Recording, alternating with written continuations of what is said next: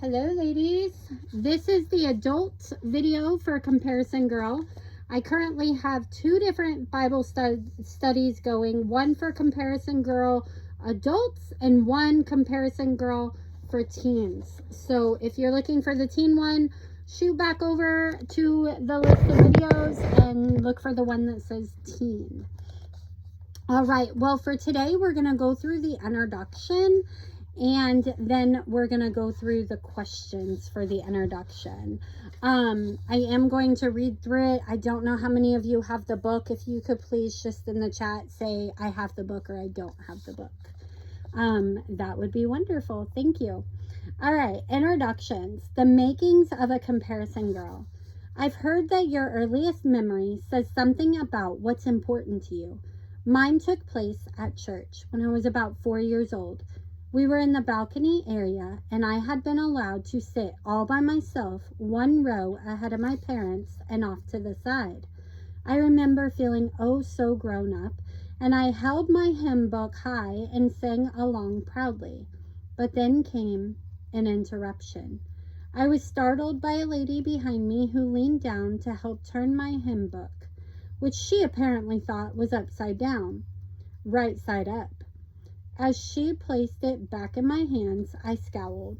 The woman and her friends were looking down at me with sweet yet patronizing smiles, and I didn't like it, not one bit.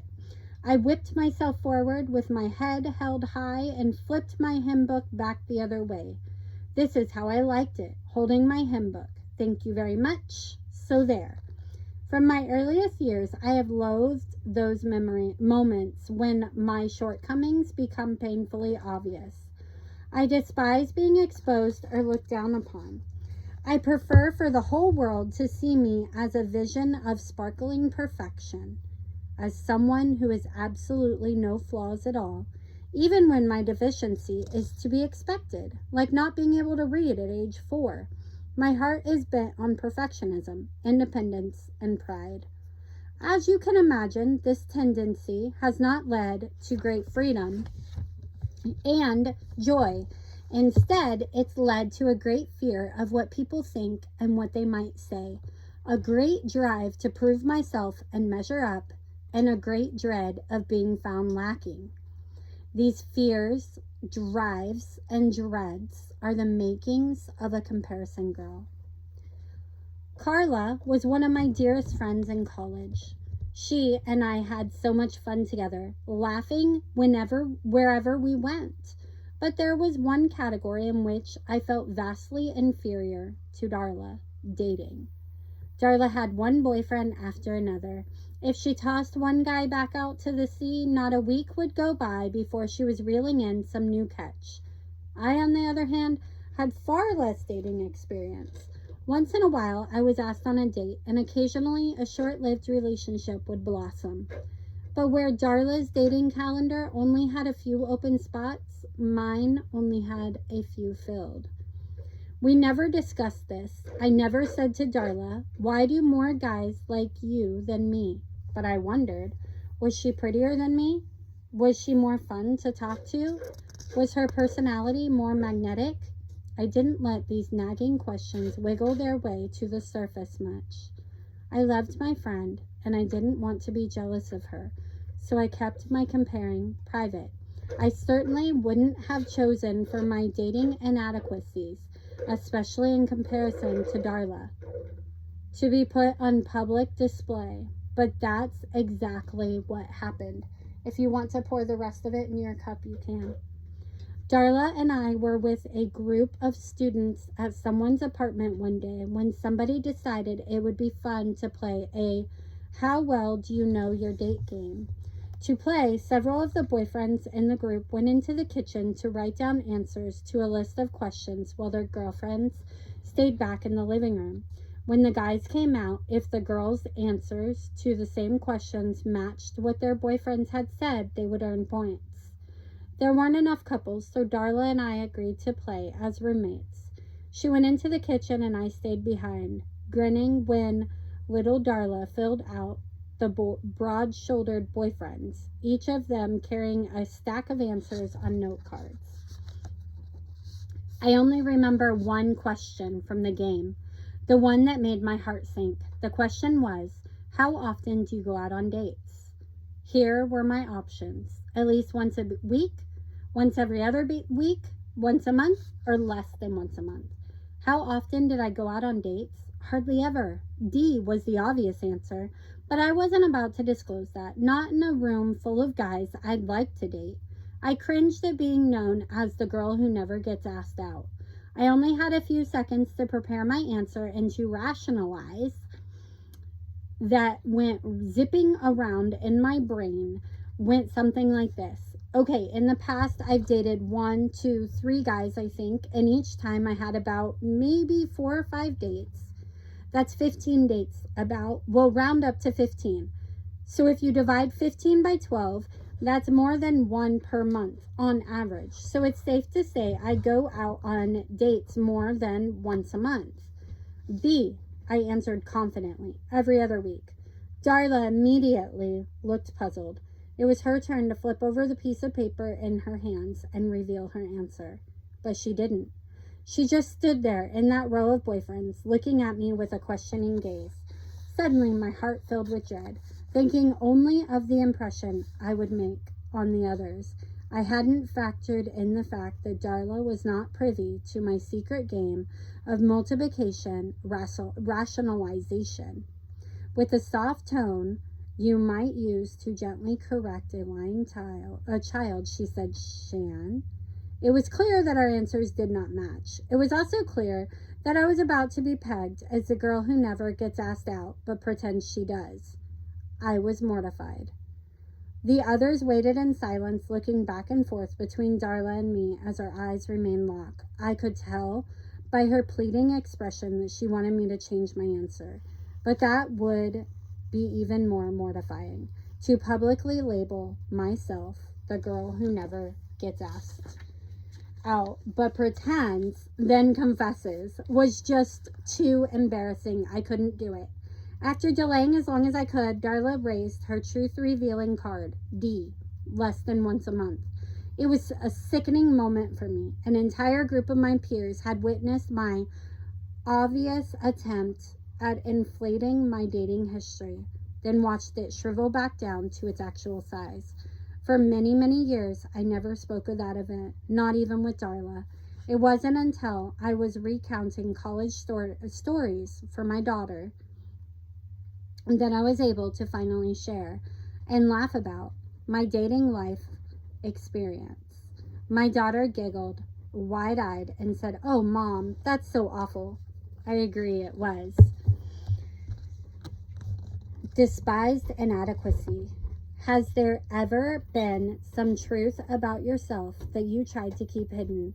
Do you have any memories from decades past that are frozen in shame, too difficult to tell another soul?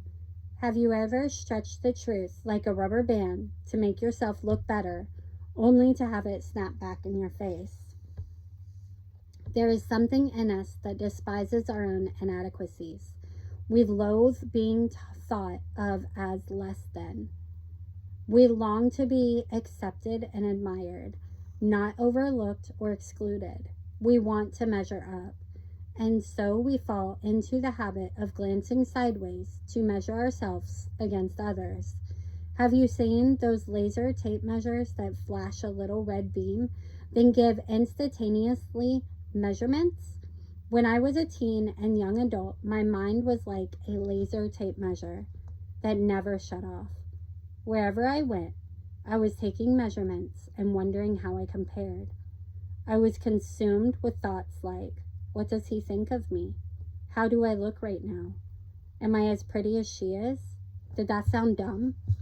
I didn't talk openly about my insecurities. I am sure many of my peers thought I was confident and strong, but in the privacy of my own heart, I was constantly measuring myself against others. I craved knowing that people thought how they measured me, how I ranked in comparison with others. When someone gave me a compliment, I treated it like pure gold. I would carefully tuck each one into a little file cabinet in my mind, returning to my files often to assure myself that I wasn't completely lacking. I also intuitively learned to use comparison to douse my insecurities with pride. I would purposely look for a girl who didn't measure up to me in some way. Maybe she wasn't as smart or well-liked, or she wasn't quite as pretty. I would console myself thinking, at least I'm better than her. I told myself I was practicing gratitude, but really, I was fostering pride. One day when I was a young teacher, my principal pulled me aside and said, "Shannon, I want you to know, out of all the teachers in the building, we received the most parent requests for you. Keep up the good work." My heart just about exploded with pride. I was requested. I was more requested than the others. I modestly kept this information to myself, but in the months to come, whenever I made a mistake or someone challenged my work, I would comfort myself with the memory of my principal's compliment. I would recall his exact words and use them to push away my rising self-doubt. Then months turned into years. I'm ashamed to think about how many times I've reviewed these words. Years later, when those parents were as likely to remember which parking space they chose on the first day of school as they were to remember which teacher they requested for their child, I was still dragging around the tattered memory of this expired compliment like Lioness with his security blanket. "You were the most requested that year," I would tell myself. The most. It's embarrassing to share with you. It kind of turns my stomach. And it's even harder to admit that comparison still plagues me today. I still sometimes worry about what people think than what God thinks. And I still intuitively want to douse my insecurity with nice things people have said to me. As soon as this book comes out, I'm sure I'll be tempted to obsess over its reviews and Amazon rankings. Social media doesn't help me with this, by the way. I have such compassion for today's kids who grow up with live data that they can use to measure themselves against others. They don't have to wonder what people think. Instagram and Snapchat offer proof. I have compassion for us grown-ups too. We've moved beyond comparing ourselves with other girls sitting in our classrooms at school. Now we have social media to blow back the curtains on a million women at once, allowing us to gather tangible evidence on how we rank. Who takes more and better vacations than we do? Who spends more time on crafts and outings with their kids? Whose house is tidier and more updated than ours? Whose high schooler poses for selfies with mom while mine requires a football field length between us at school events? Comparison, I've learned, is like a drug. The more we do it, the more we want to. It becomes a compulsion to check how we're measuring up.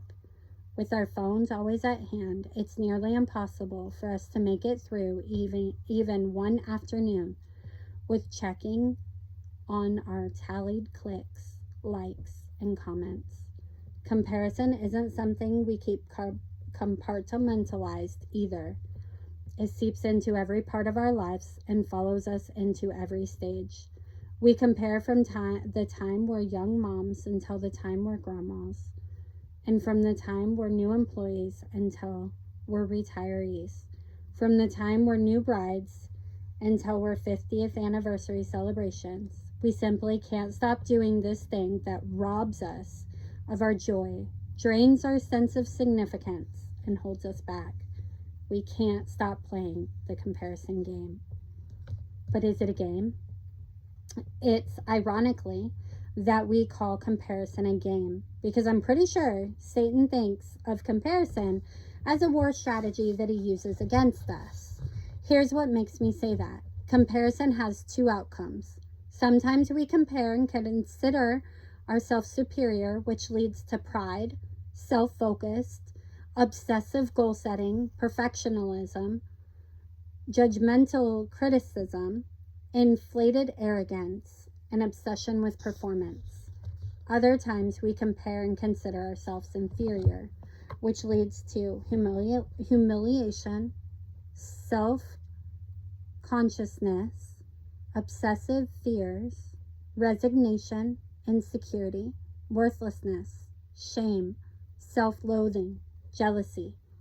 I don't want to be characterized by any of these, and I'm guessing you feel the same. There are the ugly vices we'd like to be free of.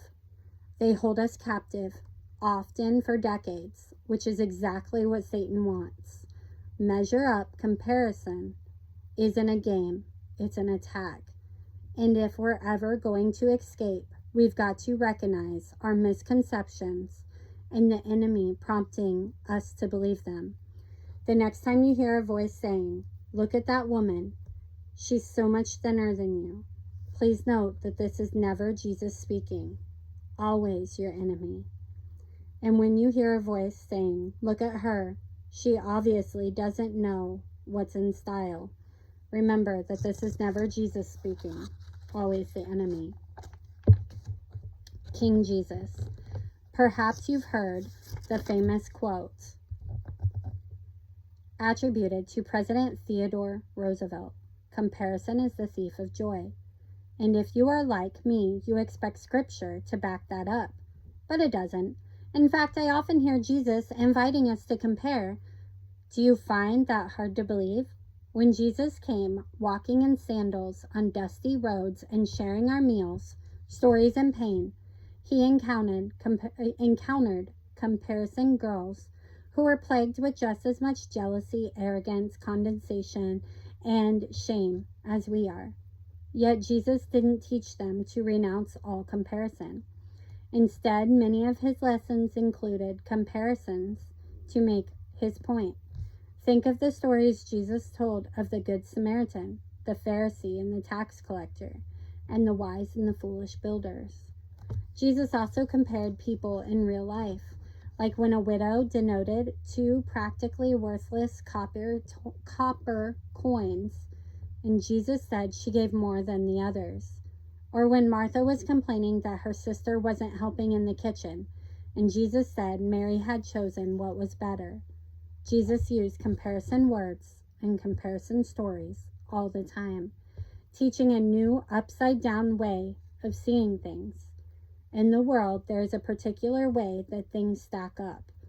There's a system in place which works like this.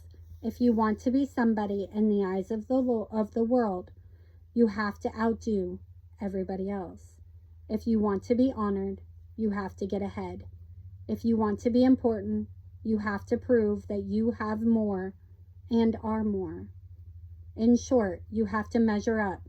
And from the way we all scramble to try to do so, it seems obvious we've gotten the memo. Yet here's what we forget.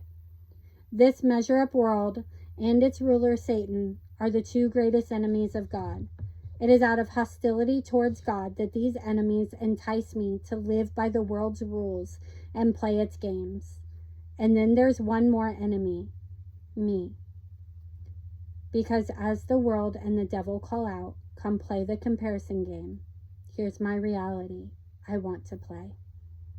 I want to be jealous. I want to push ahead. I want to pout when somebody else gets ahead. Yet when I cave in to my sinful desire to measure up, I participate in a world system led by an evil ruler who wants to destroy me. One day, very soon, Jesus will return to set up his kingdom, and on that day, the tables will turn. Everything in the world will be realigned under King Jesus. Many who are overlooked, undervalued, and considered last in this life will be the great ones in the life to come. Jesus invites you and me to live now the way we will wish we had then, rejecting our measure-up cravings and pursuing the reward of his kingdom instead of the fading rewards of the world. To be sure, we won't get total relief from the comparison battle, until the day Satan is banished and all is made new. But today, when I choose to live by Jesus's kingdom values, it's like stepping away from the world, measure up smog to breathe in the clean air of the kingdom. Okay, but how do I make the switch? How do I deny my inner comparison girl and leave my measure up ways behind? How do I turn to follow Jesus? Here's how. I learned to listen to the voice of Jesus. I listened long enough and intently enough that I began to know what Jesus sounds like.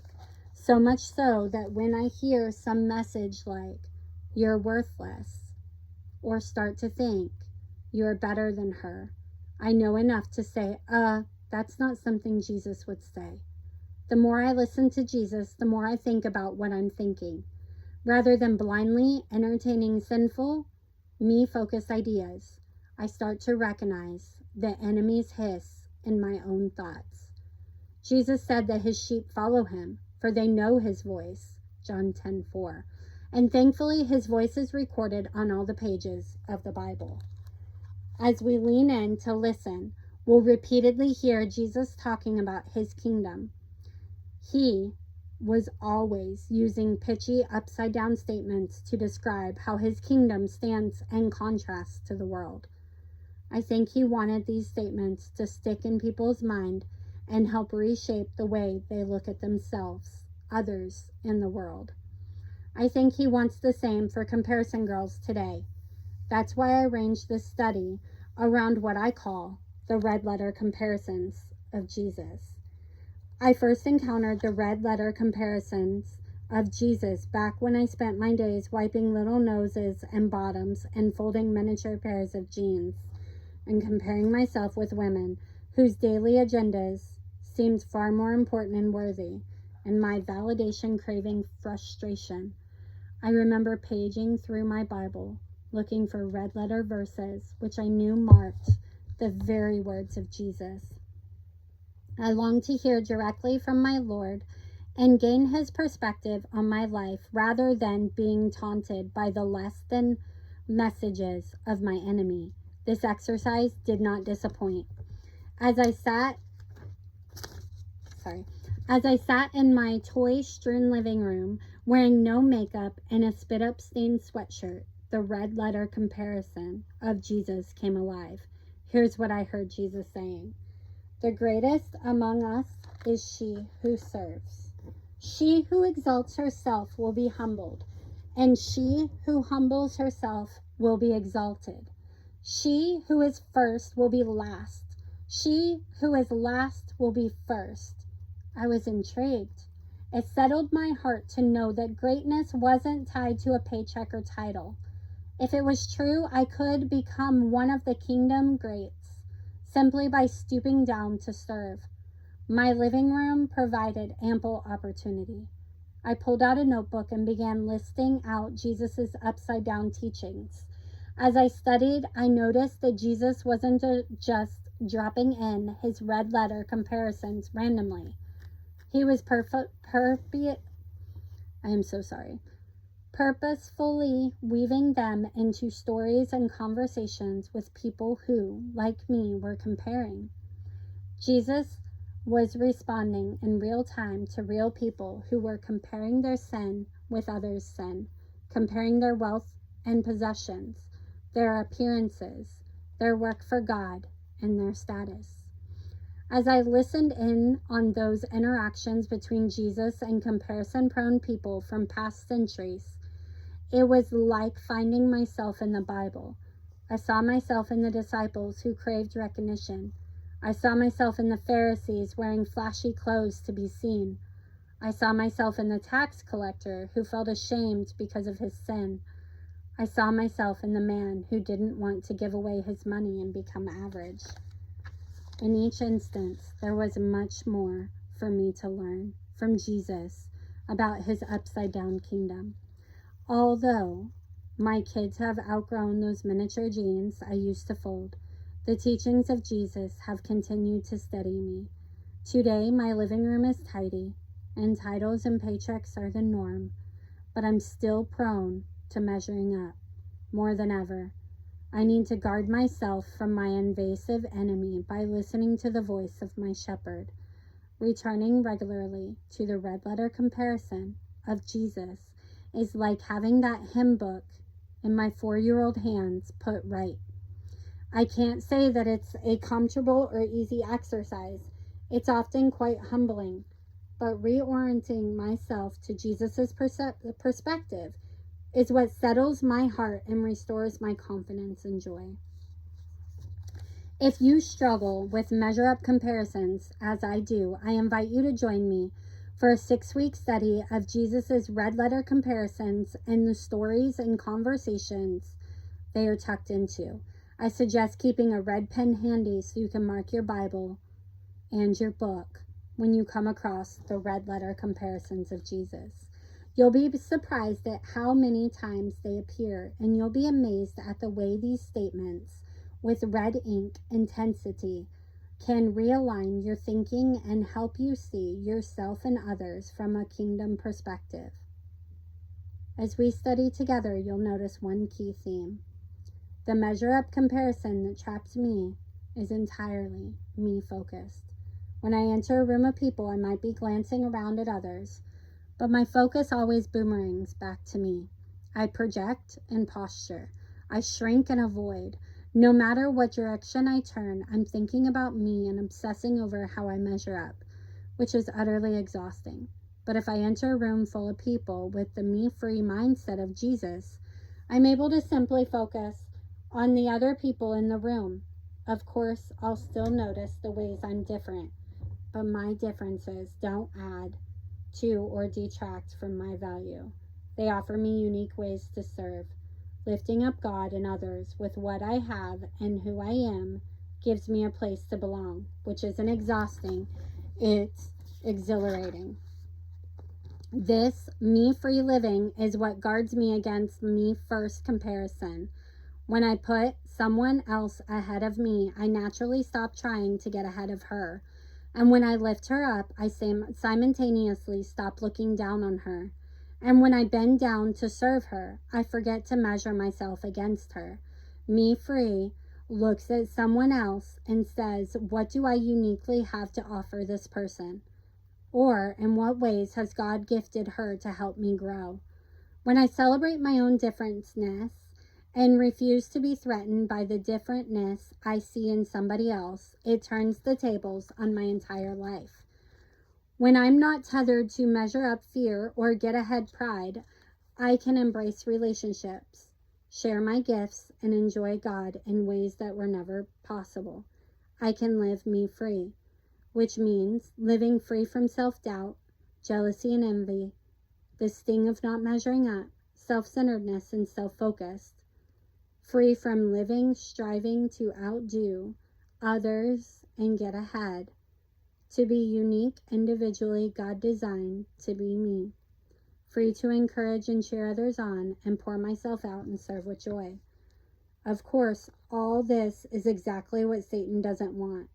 He knows that participating in a community of people who are all serving each other and glorifying God is what protects us from bondage, while comparison keeps us stumbling back into it. So Satan will keep tempting us into me-first comparison, and Jesus will keep inviting us to live me-free. Do you long for the freedoms on the list the way I do? I'm so excited to experience me-free living with you as we study Jesus's red letter comparisons and learn to do life like he did. I hope you'll consider doing this study with a group. If you'd like to have me part of your group time with additional teachings on the topic of comparison, please check out the videos. I've divided the chapters into lessons. Some chapters have more lessons than others. Grab your journal and record some Comparison Girl starting points. We are going to go through all of these starting points. Which of the motivators below are you most driven by? A desire to prove yourself and measure up? A fear of what people think and what they'll say? A dread of being found lacking? Which of my stories can you relate to and why? The flipped hymn book, wanting to be seen as someone with no flaws. The dating life exposure, the temptation to inflate the truth about yourself. The teacher request, dousing your insecurities with pride. Think back over your past season of life. How has comparing yourself with others robbed you of your joy, drained your sense of significance, and held you back? Which of these would you most like to be free of? Self-doubt, jealousy and envy, self-focus and self-focus and the sting of not measuring up, endless striving to outdo or get ahead. Do you struggle more with feelings of inferiority or superiority? What would those who love you say? Perhaps you could ask someone if you wish. What do you think God wants to transform most about the way you see yourself and others through this study? So that's in that book. And then I am going to drop in our journal page in our chat as a picture. And for you guys on YouTube that are just doing it on YouTube and not in the video, not in the group, I'm also going to try to put this in the comments for you as well. I hope you guys have a wonderful day, and I'm sorry this is such a long video, but trying to read sometimes is very difficult, and I am really glad that you stuck with me, and I can't wait to see what happens on this. So I hope you guys have a great day, and I'll see you tomorrow. Bye.